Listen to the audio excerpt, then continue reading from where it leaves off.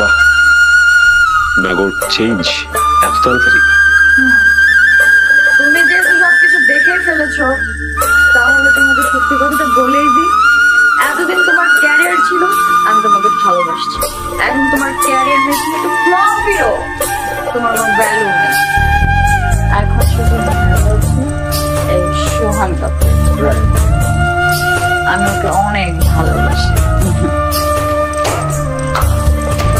খুব ভালো, এক টিকেটে 2 সিনেমা, তাই না?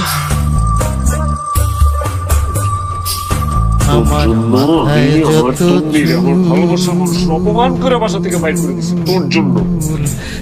তুই কি আমার বাসায়, আমার ঘরে, আমার বিছানায়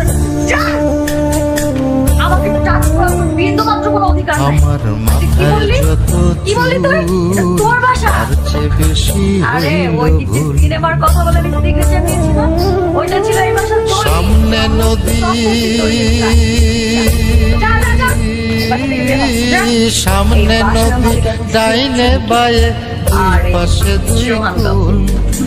সামনে নদী, ডাইনে বায়ে পাশে 2 কুল। আমি কোন ফুলেতে পানি দেব, কোনটাই আমার কুল। যত চুল বেশি ও বেবি, বাদ দাও তো, আমি আছি।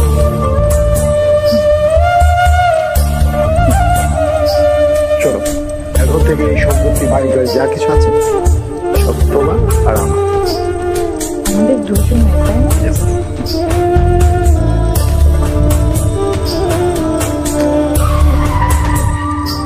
আপনি ঠিক আছেন? আপনি ব্যথা পাননি তো? ধর্মটারে বর্ম করে কেন পাঠাইলি? বুক পোড়ানো আগুন দিয়া মন কেন রে তুই দিলি? রাজা, আমাকে না? ধর্মটারে বর্ম করে কেন পাঠাইলি? বুক পোড়ানো আগুন দিয়া মন কেন রে তুই দিলি? কোনটা মিথ্যা কোনটা সত্য, কোনটারে তোর আসল তত্ত্ব বলে দে না মন। আমি কোন কুলেতে পারি দেব, কোনটাই আমার কুল। আমার মাথায় যত কষ্ট দিচ্ছি না আমি, তোমার বলছো না যে আমি আমার শিক্ষা পাবো, আমি আমার জীবনে কর্মফল পাবো। আমি তোমার কর্মফল পাইতেছি। একটা মানুষ আমার জন্য এত কিছু করলো, এত কিছু করলো, সেই মানুষটাকে আমি এইভাবে অপমান করলাম, তুচ্ছ করে জীবন থেকে বাইর করে দিচ্ছি। আমি আর শিক্ষা পাবো না?